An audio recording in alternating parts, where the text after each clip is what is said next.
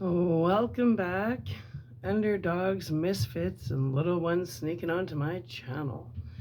So interesting. I read chapter 9, chapter 10, no, early morning yesterday. And I fell asleep while it was uploading. And then typically the next day I'll clear up my memory. I couldn't believe it. So I get in to do my reading today and cleared out all my memory. And then I just checked because I like to rewatch and, just because when you're reading it, it's different than just sitting back and listening to it. And I looked and I'm like, you dumb bitch. You did chapter 10 and you didn't even upload it and you deleted it.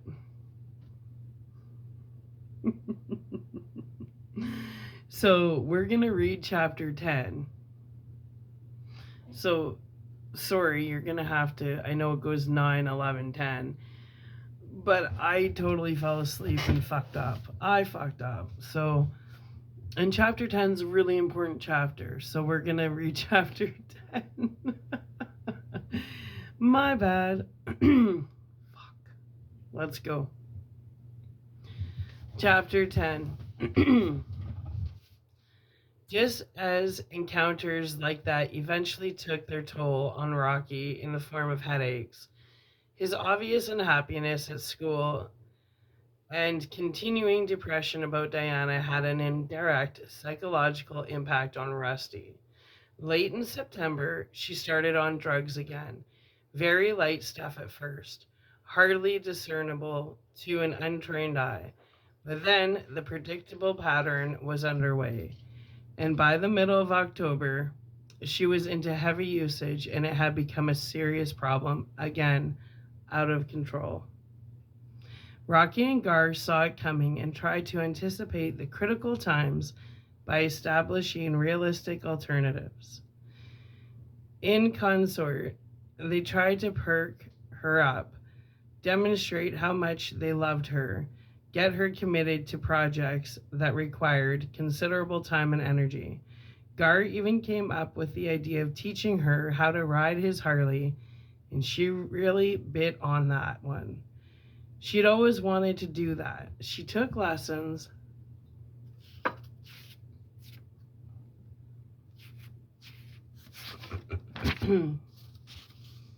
Every afternoon, pardon me, every afternoon for almost 2 weeks until she could handle the machine like a veteran biker.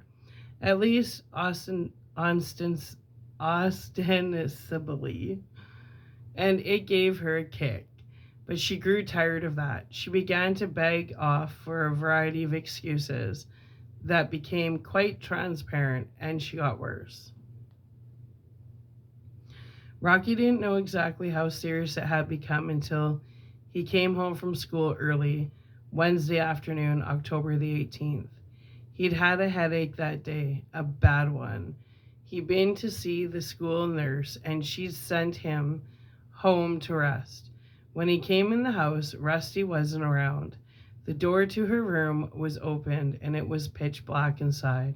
Rocky was unnerved when he saw why. Blankets and towels were nailed over her window. He went in cautiously and called her name. Nothing. He looked around, waiting for his eyes to adjust, and heard something move in the closet.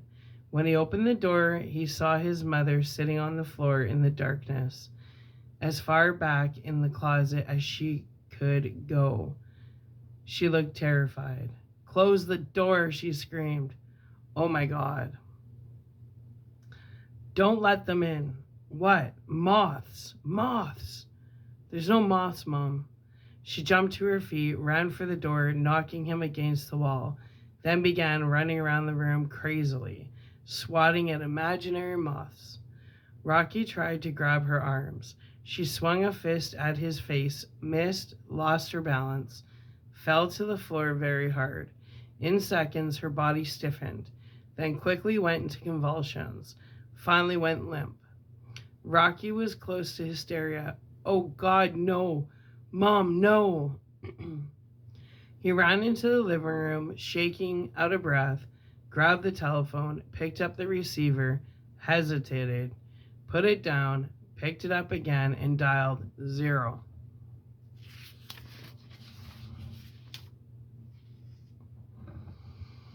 Operator, get me the paramedics. Hurry. What's the address? 2102 Blair Street. What's the name? Dennis. Rusty Dennis. What's the problem? I don't know. She took something bad.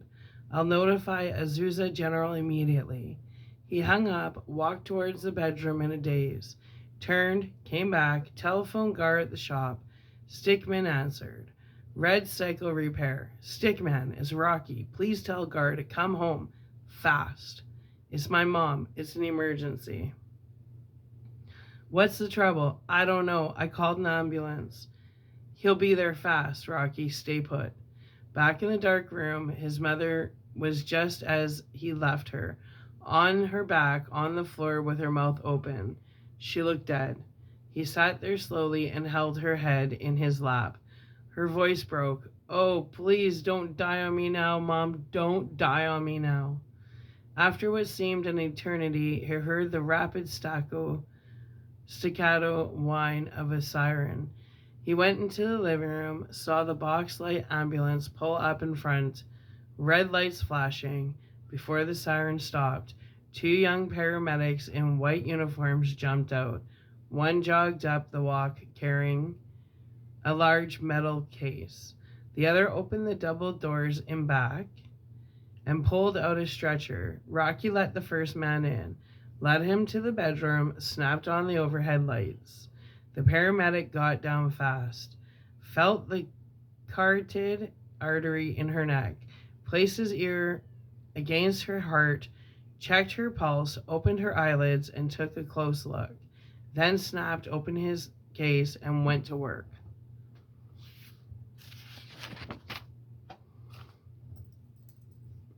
Is she okay? Rocky asked. Vital signs low. Rocky heard Gar's bike roar into the driveway, ran to the living room, almost bumped into the paramedic with the stretcher, pointed to the bedroom, raced into the kitchen, and opened the back door. Gar sprinted up the steps and ran past him. What happened? I don't know. In the bedroom, the men had already lifted her onto the stretcher, covered her, and one of them was speaking into his walkie-talkie. Female, white, 30s, possible OD. Unconscious, pupils dilated, respiration, blood pressure, pulse, all low. After static, a female voice. Okay, get the basic stats. Get her on a respirator. Bring her to emergency. I'll notify APD. Only 3 minutes later, when the police arrived, Rusty was breathing on a portable respirator with a clear plastic cup over her nose and mouth and a gray blood pressure cuff around her upper right arm. She was still unconscious. The 2 detectives were polite and soft-spoken. At this point, they simply wanted basic information on Rusty. Later at the hospital, if it was determined that she had in fact overdosed on a drug or drugs that were classified as illegal, she would be routinely arrested and booked. A hearing would be held as soon as possible. The amount of bail would be set, and a court appearance would be scheduled. Gar and Rocky went out on the porch as the paramedics carried Rusty out on the stretcher, followed by the detectives, one of whom opened the rear doors of the ambulance. She was placed inside carefully. One of the paramedics stayed in the back with her. The other did the driving. The detectives got into their car, let the ambulance pass them.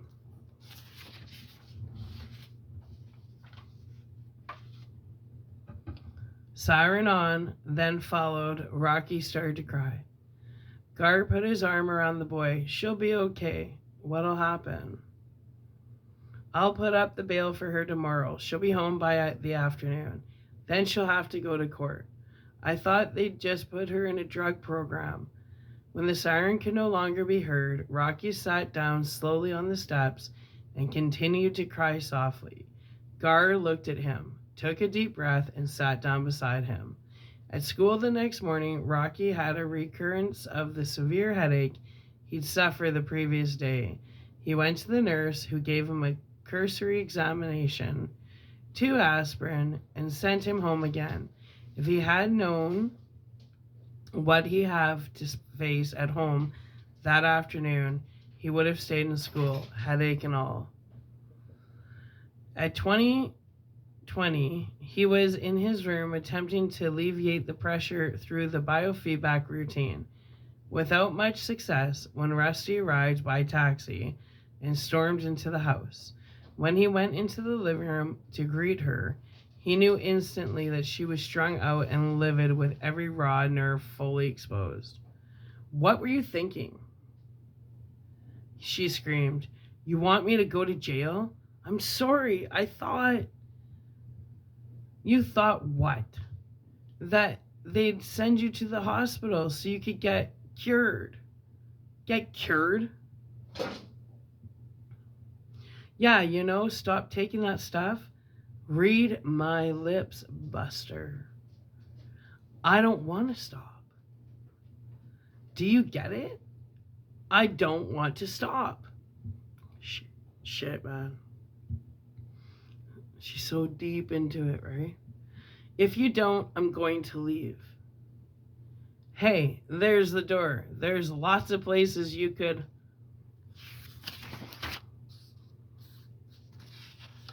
"Live. You can move in with any of them. They all love you. I'm the bad guy here. You're everybody's best buddy. Mr. Wonderful, everybody loves you." "Well, what about me?" "What about me?" "I love you, Mom." She grabbed a cigarette from the table, lit it with a shaking hand, tossed back her hair. "You always screwed things up for me. You were always cramping my style, hanging all over me. I could have done something with my life. I was pretty and smart.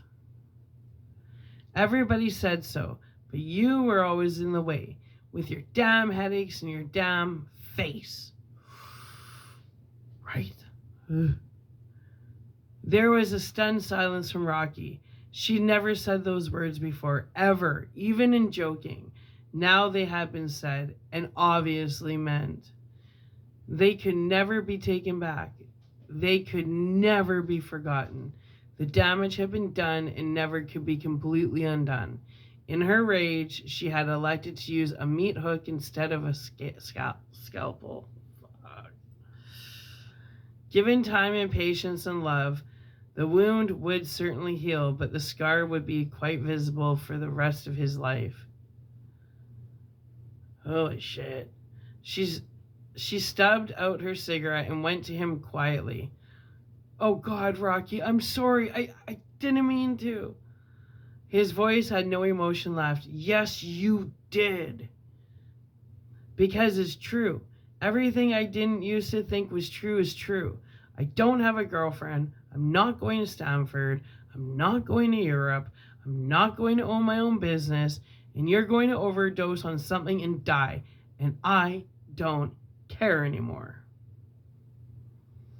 It was the way he said it. He meant every word, and Rusty knew it. She felt suddenly sick to her stomach, dizzy, short of breath. She ran into the bathroom and turned on the faucet. After splashing cold water on her face, she raised her head to the mirror to see her gaunt, exhausted face and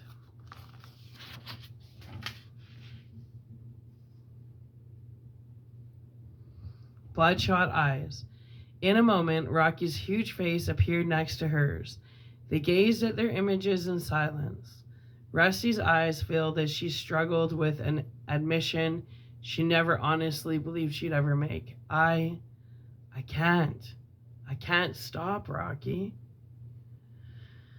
He nodded, put his arms around her and held her. Nothing was ever quite the same after that, not because of the truth that was exchanged and accepted, although that was a factor in the long run, but because of a series of essentially fortuitous events they were helpless to stop or change or control. Events they simply had to live with and try to place in perspective later on. The first came quickly the next morning.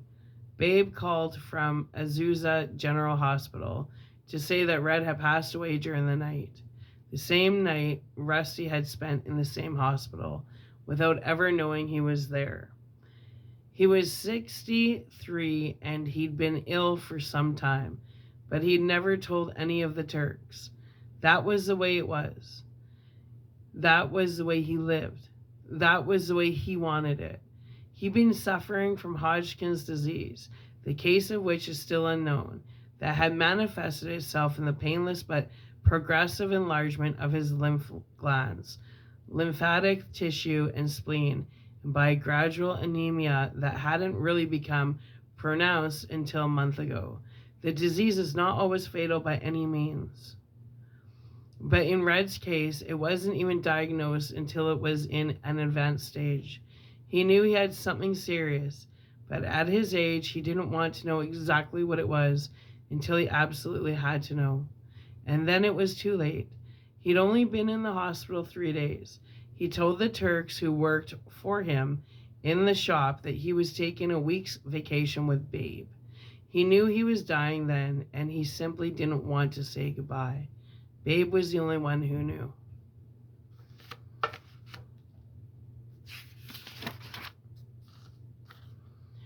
The funeral service was not conventional in any sense of the word. The Turks had their own way of saying goodbye to a friend. On Saturday afternoon, October the 21st, Red's casket and the sidecar to his motorcycle were driven to the Azusa GNA, an old Shoshonean Indian burial ground on a knoll north of the city with a fine view of the countryside and the mountains. It wasn't the cemetery choice for most Azusa families, and it wasn't maintained on a regular basis except by those who had loved ones buried there. But it was special to the Turks. Thousands of years ago, Azukasa GNA was a Shoshonean village, and the name Azusa was derived from it. Dr. A. L. Kroeber once defined its meaning as perhaps skunk place, but Dr. John P. Harrington disagreed, claiming that the root, Azuk, actually meant grandmother. The Turks got a kick out of that, but they didn't care what the name originally meant. To them, Azukza GNA simply was a beautiful, serene place that hadn't yet been ruined by men. At 3 o'clock that afternoon, the 8 friends rode 5 Harleys in a 1-2-2 formation up the curved and rolling dirt road to the top, wearing a rust-colored armband on the right arm as a sign of mourning. Stickman driving Babe in the lead, Gar and Rusty alongside, Dozer and Rocky, Canuck and Sunshine behind. The grave had been dug that morning. A mound of earth was on one side of it, and the casket of simple pine was on the other side, along with the sidecar to be buried with him. Nearby was an old and graceful California fan palm tree, its tall trunk covered with a thick mat of dead leaves. Under the tree were 3 lengths of rope to lower the casket and sidecar and 3 shovels. After colorful sprays of flowers were collected from the saddlebags of all 5 bikes and arranged carefully on the casket, the friends filed past in a solemn procession that was traditional with the Turks. Babe removed her Shoshone necklace of multicolored beads, which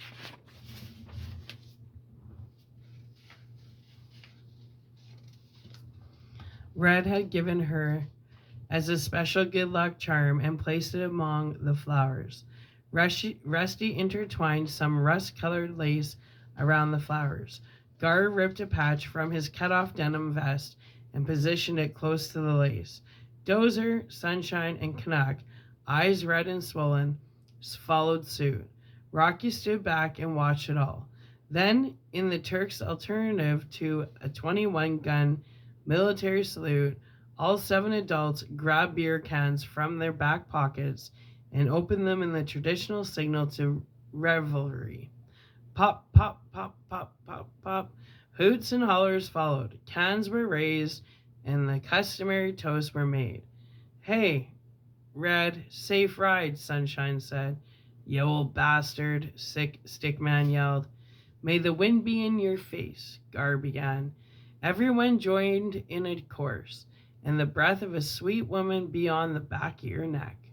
During the screams of laughter, Rusty looked around for Rocky, saw him sitting by himself now in the shade of the old California palm trees, or old California fan palm. As she walked over to him, Stickman was starting the customary reminisce part of the ceremony. Yeah, remember when he glued Fred the Frog's seat, and Frog couldn't get off his bike for a week? Babe joined in the laughter. Then the run to Mexico when it 75. When was it? 75? He didn't sleep for those 3 days. Said he was talking to Indian spirits. The laughter went on as Rusty sat down next to her son. He was looking off into the distance, his back turned, in a world of his own. You okay? She asked quietly. He turned slowly. Yeah, we okay. Yeah, Mom, we're okay.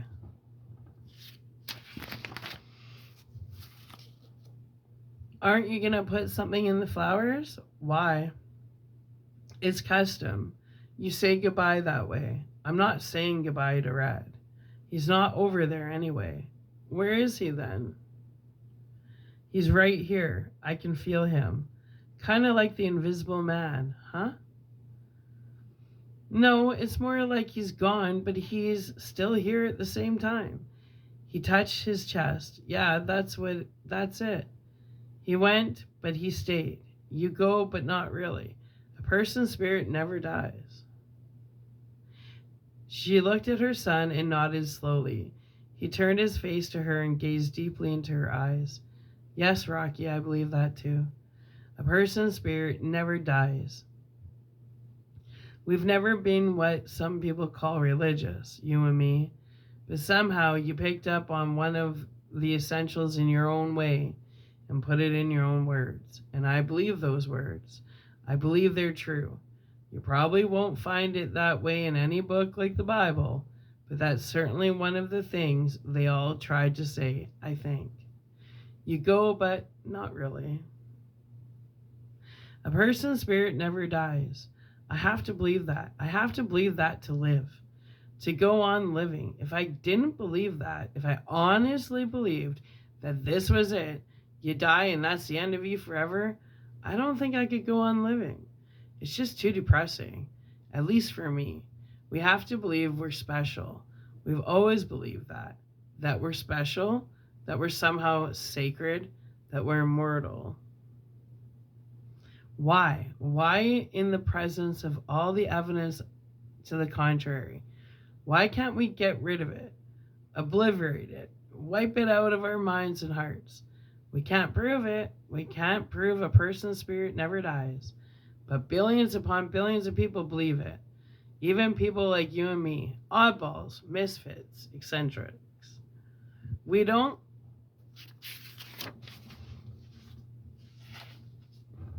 need proof. We believe it in our hearts. We believe it because it's simply got to be true. We believe it because without the truth, there's no hope. And we need hope to live. I love that chapter. It's short. So sorry about the mumble jumble. I had no problems rereading it because it was a good chapter. So we're going to upload this and then we're going to jump over to chapter 12. So sorry about the confusion. All right, love you. Let's get it uploaded and come back with chapter 12. Okay. Bye.